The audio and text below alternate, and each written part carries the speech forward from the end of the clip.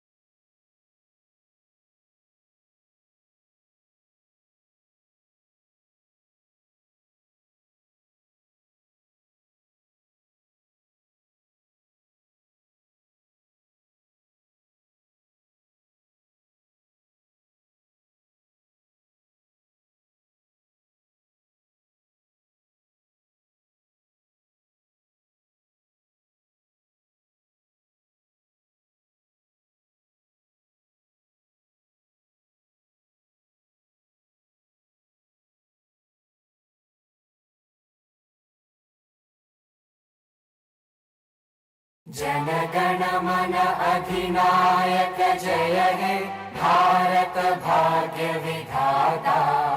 पंजाब सिंध गुजरात मराठा द्राविड़ उत्कल बंगा। विंध्य हिमाचल यमुना गंगा उज्जल जलधि तरंगा। तव शुभ नामे जागे तव शुभ आशीष मांगे। गाहे तव जय गाथा जनगण मंगलदायक जय हे भारत भाग्य विधाता। जय हे जय हे जय हे जय जय जय जय हे।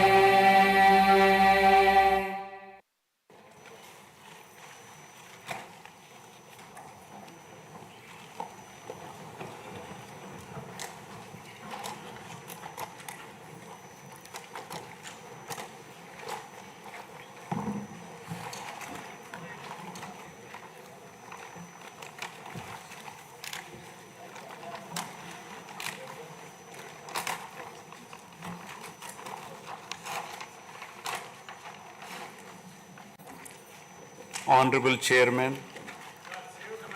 Andhra Pradesh State Legislative Council, Honorable Speaker, Andhra Pradesh State Legislative Assembly, Honorable Members of the State Legislature, I am immensely pleased to welcome and congratulate the newly elected Honorable Members of the State Legislative Assembly and members of the Legislative Council to this joint session of the State Legislature being convened for the first time after the General Elections 2024. I would like to take this opportunity to commend the Andhra people's active participation in the electoral process. Their inspiration for change has been unambiguous. Now the responsibility of fulfilling their aspirations lies with all of you.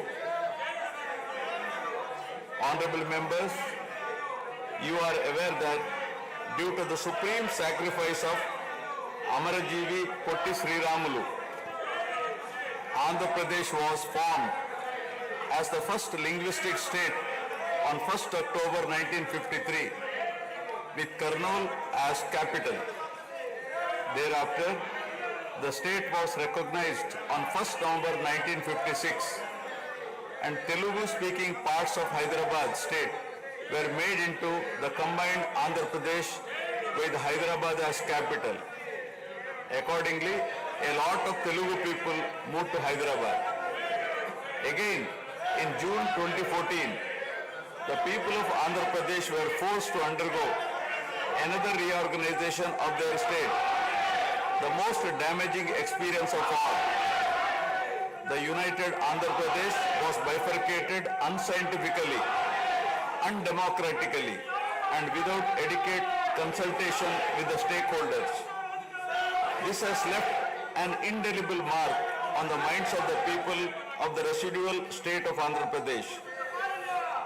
The turbulence caused due to multiple state reorganizations and the resultant disruptions have deprived Andhra people of a sustained long period development and progress. Today we stand at a juncture where the people have to again take up the task of rebuilding their state. As time has progressed, it has become evident that the Andhra Pradesh Reorganization Act 2014 does not compensate enough the residual Andhra Pradesh for the loss of prosperity and development opportunities. The state bifurcation has imposed an unprecedented strain on the economy of the state. There are patent inconsistencies in distribution of assets and liabilities, with 58.32% of combined state population.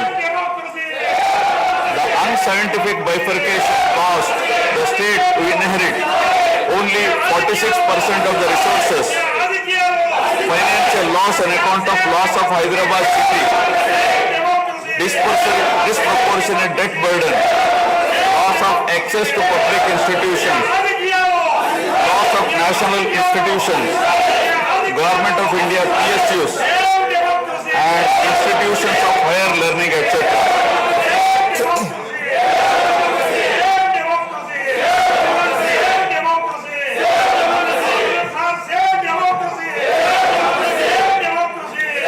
One can see that scientific criteria for apportionment were not adopted, while the residual state inherited huge revenue deficit.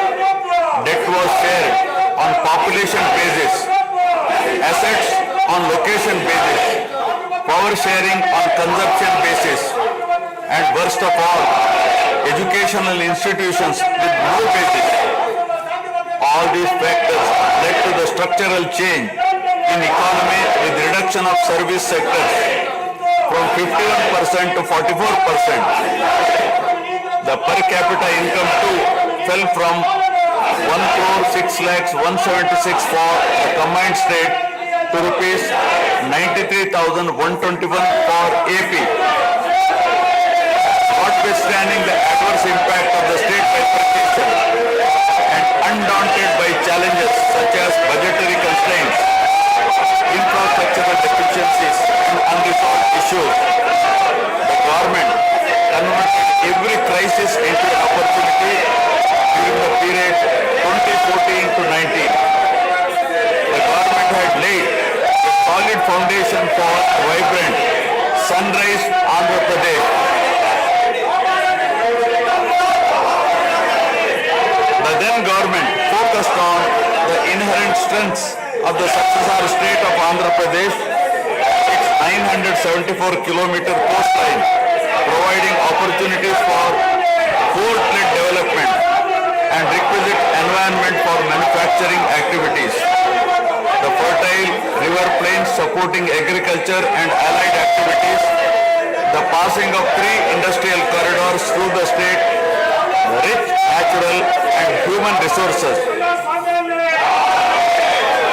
A reflection on the state's performance during the 5-year period of 2014 to 19 gives a clear picture of the balancing act between development and welfare. Completion of prestigious Pattasima project by linking of rivers Godavari and Krishna in a record time of 1 year. Completion of 72% of Polavaram project so that it could be made fully operational by 2021. Prioritization of other irrigation projects, drought proofing measures, real-time governance, development of Amaravati region through land pooling, construction of new secretariat and legislature building are a few examples worthy of mention. All the milestones achieved during 2014 to 19 were possible because of the visionary leadership of Sri Nara Chandrababu Naidu, the Honorable Chief Minister of Andhra Pradesh. In this regime, the state attracted marquee Kia Motors, emerging as number one state continuously in ease of doing business rankings. Under his able leadership, the state attracted several investments in various sectors.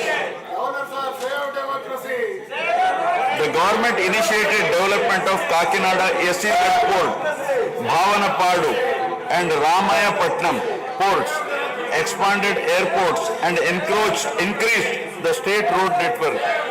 The development of infrastructure was balanced with welfare measures such as increase in old age pension, farm loan waiver, scholarships to students, construction of houses, etc.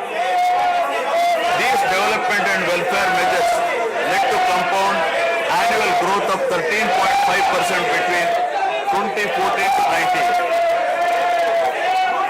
While the state was set to take off on the path of high growth, the change of regime in 2019 again brought back the disturbing time for the nascent Andhra Pradesh. The state that already bore brunt of bifurcation in 2014 was rather unfortunate to have witnessed yet another bigger debacle in the form of inept governance, where the people were threatened and officers demoralized. In fact, the damage and losses during the period 2019 to 24 have been more severe compared to the state reorganization in June 2014. The government that assumed charge in 2019 started a destructive note with demolition of Praja Vedike that continued unabated till the end of the regime 2024. During this regime, democracy was at peril.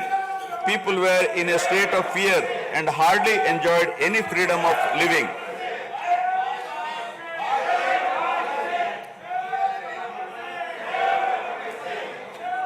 The regime revenge politics had severely hampered the state's prospects for prosperity and growth. Even the Honorable High Court of Andhra Pradesh had sought to convene a judicial inquiry into whether there is a constitutional breakdown in the state. The biggest damage was done to the brand AP. No noteworthy companies came forward to invest in the state. The corrupt practices at all levels, coupled with weaponization of instruments of governance across revenue earning departments for personal gains, sabotaging of checks and balances, made several state institutions and private companies defunct and forced the existing enthusiastic investors and entrepreneurs to move out of Andhra Pradesh to other states. The uncertain environment which rocked the confidence of the people in general and investors in particular started showing impact on the state finances, leaving them in a mess. Fiscal prudence was abandoned. Expenditure was beyond means in spite of limited revenue growth, and debt and liabilities rose sharply. Financial management is manifested by diversion of funds, higher taxation despite high inflation, increase in power sector liabilities, neglect of capital expenditure, which eventually resulted in slowing down of the economy. The enormous gap in resources was sought to be met repeatedly by borrowings through corporations and forcing them to spend on government expenditure, and in the process weakening the corporations.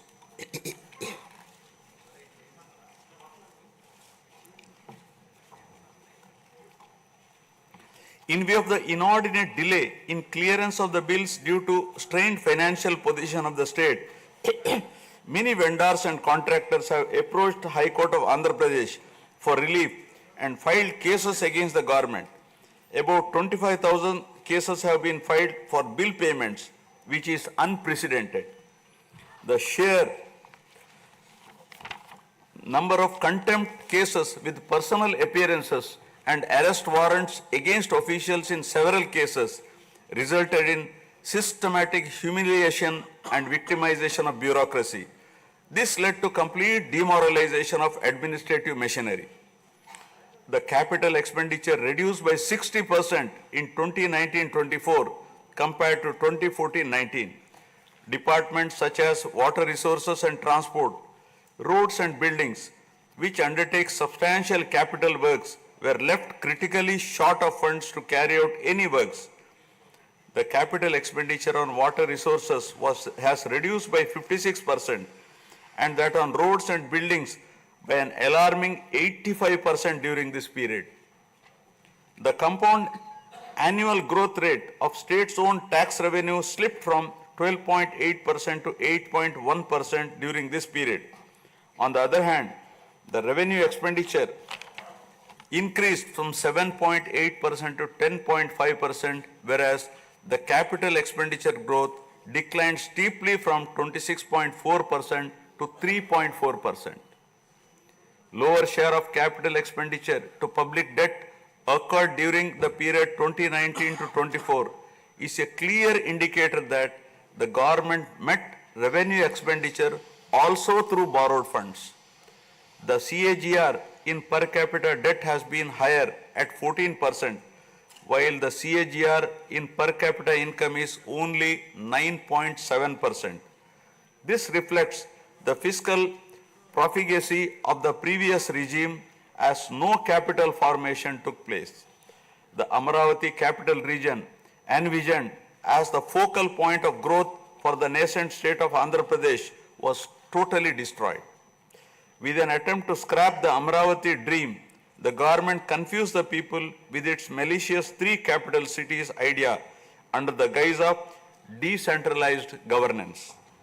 During the period 2019-24, no irrigation project, no industries, no infrastructure relating to roads, buildings, hospitals, drinking water was taken up.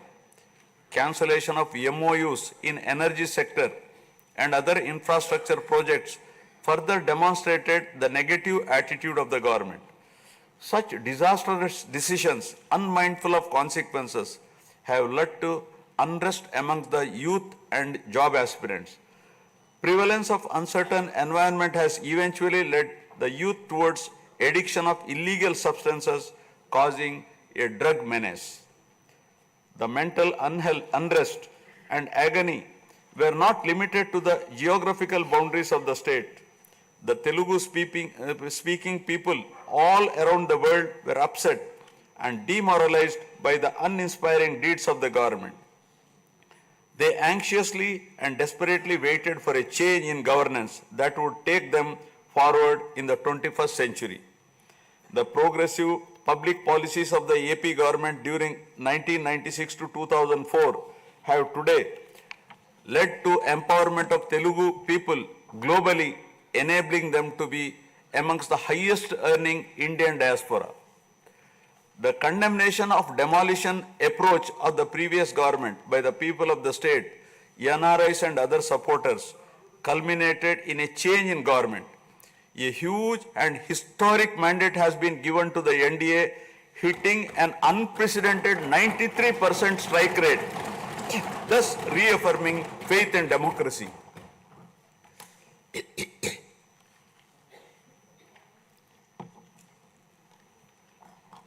I sincerely congratulate the people of Andhra Pradesh for their wisdom in electing a government that discharges its duties with a futuristic view. Hordes of Andhra people had come from various regions to be part of this historic mandate in favor of future of Andhra Pradesh. The new government has a perfect blend of fresh and experienced honorable members in the assembly. I once again welcome all the members who will be instrumental in making right policies in the interest of good governance and in the spirit of cooperative federalism. Honorable members, at this juncture, I feel it is also important to recall the glorious past of Andhra Pradesh. Renowned as Annapurna, rice bowl of India, the state used to support other states in ensuring food security. As a leader of self-help group concept, Andhra Pradesh stood out as an example in developing entrepreneurship, knowledge economy, and cultivating thrift amongst poor women. Use of IT in all areas of welfare and development was the cornerstone of state's vision. The misrule of the previous government, which lacked transparency, have compelled this government to put the facts before the people about the disruption of systems and rampant corruption prevailing during the last 5-year term. Accordingly, my government has released a series of white papers highlighting numerous discrepancies in fund utilization, misappropriation, resulting in huge loss to the state exchequer and the natural resources base of the state. I would present some of the key takeaways of the white papers. Completion of Polavaram, the lifeline of Andhra Pradesh, is of the highest priority. The Polavaram project has been completely derailed. Introduction of reverse tendering and cancelling the agreed contracts have caused an irreparable damage not only to the project but also to the concept of interlinking of rivers and irrigating every acre of land.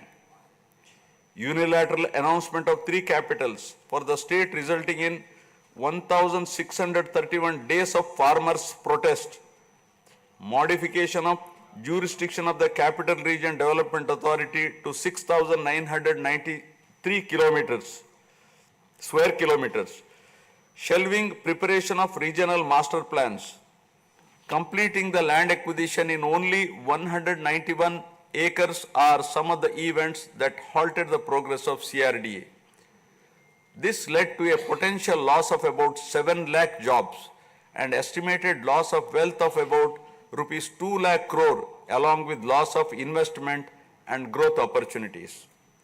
Andhra Pradesh, which enjoyed the distinction of being the first state in the country to have introduced reforms in the power sector in 1990s, had achieved energy sufficiency from 1996 to 2004. After bifurcation, the state faced an energy deficit of 22.5 MU per day. Again, by bringing second generation's reforms in energy sector and promoting renewable energy, the state become energy surplus by 2018. The state has witnessed an irreparable damage in the recent past. State energy sector has also suffered huge losses to the tune of rupees 1,29,503 crores during the period 2019 to 24. Misappropriation of natural resources such as land, mines and minerals and forests has been widespread.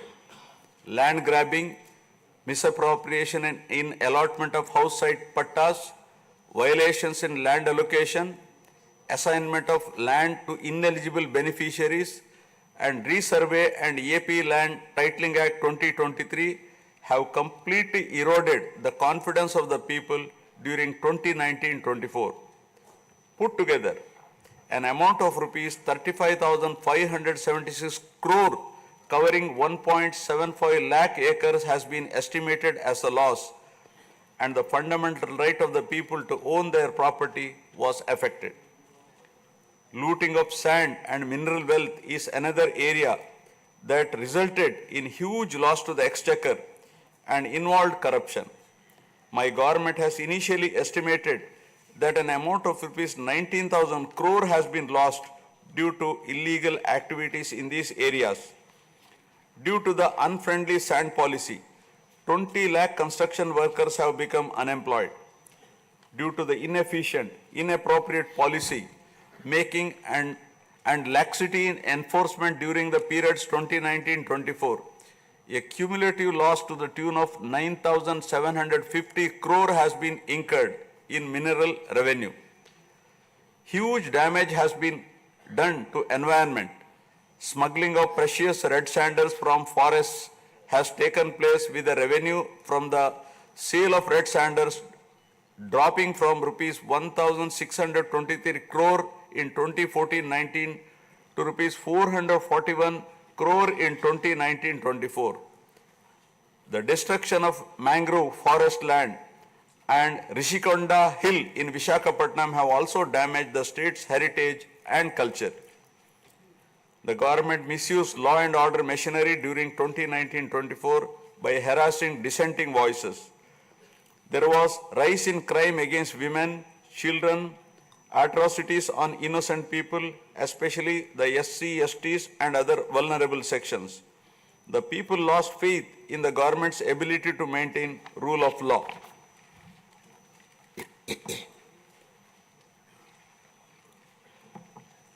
The previous government also made a mockery of the excise revenue streams of the state. The VAT on excise was reduced and diverted to AP State Beverages Corporation as a special margin which otherwise would have come to the government as revenue.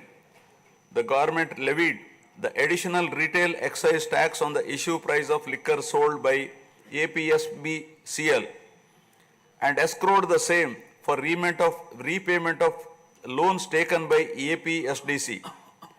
While the APSBCL started supplying low quality liquor and introduced unknown brands at significantly higher rates, there was increase in black money due to smuggling of IMFL across the border districts. These policy practices have caused irreparable damage to the excise revenue streams of the state. As a result, it has become difficult for the new government to meet even the essential committed expenditure with the reduced revenue of the state. The overall debt has more than doubled in last 5 years, with huge outstanding payments of salaries and pensions, debt repayment for the debt burden of about 10 lakh crore, payments for the power sector dues, civil supplies and other liabilities has become challenging. Putting the governance back on track is truly a Herculean task. My government has already started fulfilling the pre-poll promises and announced that steadfast commitment to Super 6 promises. My government has launched its trademark people-centric governance soon after assuming office with a series of measures such as announcing a mega DSC for filling up 16,347 teacher vacancies, abolishing the Land Titling Act, enhancing social security pensions to Rs 4,000, organizing a skill census, and reopening the Anna canteens to provide food for the poor at a very nominal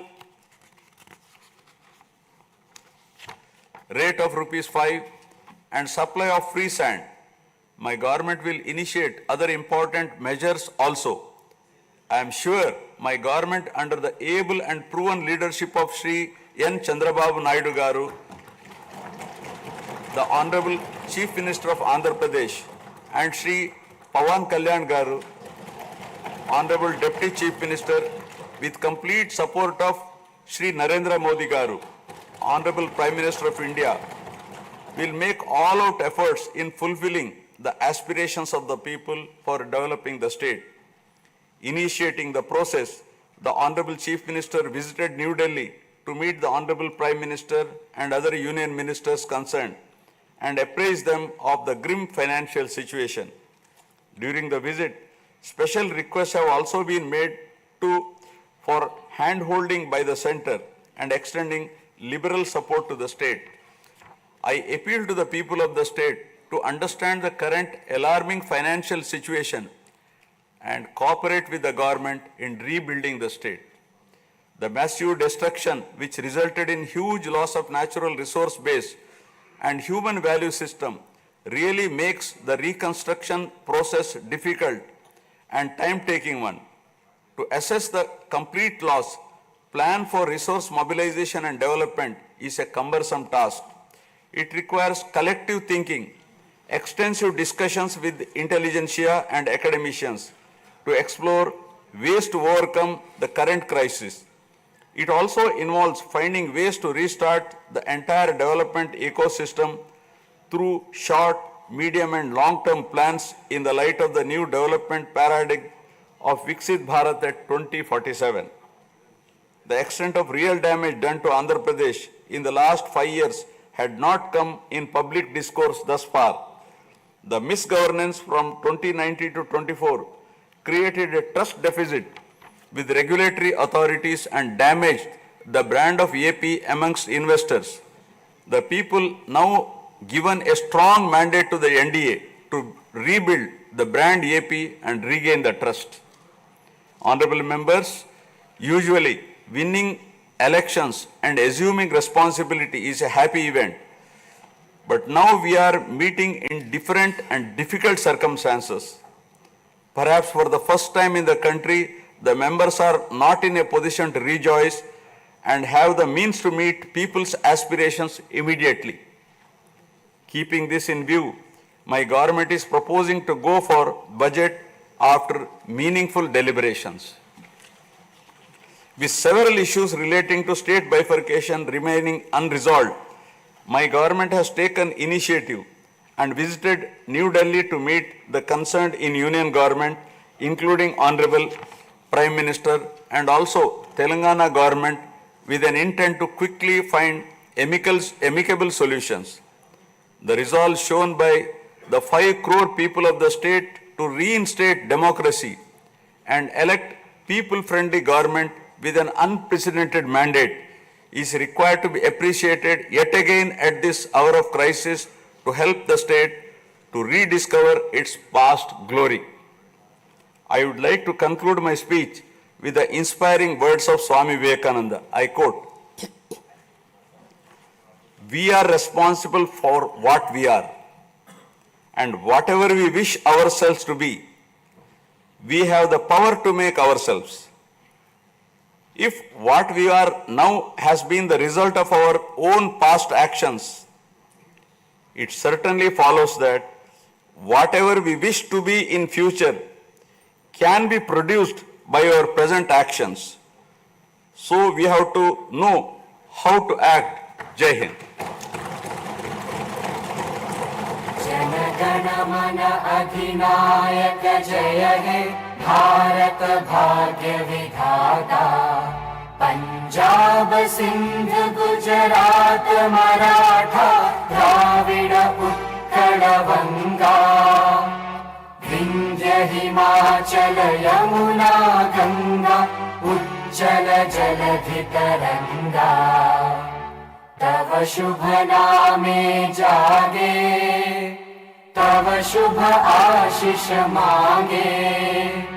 गाहे तव जय गाथा, जन गण मंगलदायक जय हे भारत भाग्य विधाता। जय हे जय हे जय हे जय जय जय जय हे।